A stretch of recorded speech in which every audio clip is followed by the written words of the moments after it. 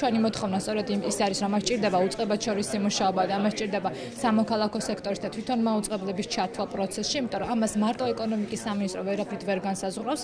ეს არის რა თქმა უნდა მტკივნეული პროცესი განსაკუთრებით პატარა ტელევიზიებისთვის, იმიტომ რომ ყოველგვარი გეგმის არსებობის გარეშე რთულია მათი მხრიდან მოხდეს მომზადება ამ პროცესისადმი.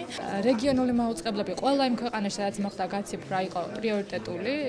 მათ შორის ევროკავშირის რეკომენდაციაც არის შესაბამისი, რომ ლოკალური მაუწყებლებისა და საზოგადოებრივი მაუწყებლის ხელშეწყობა უნდა მოხდეს გაციფრის პროცესში და ეს არის სახელმწიფოს ვალდებულება. ცდილობთ უნდა ამოქმედდეს და სათანადოდ და სრულყოფილად ამუშავდეს ინფორმაციის თავისუფლების მოთხოვნები. ანუ მედიას დაუბრკოლებლად უნდა მიუწვდებოდეს ხელი საჯარო ინფორმაციასთან.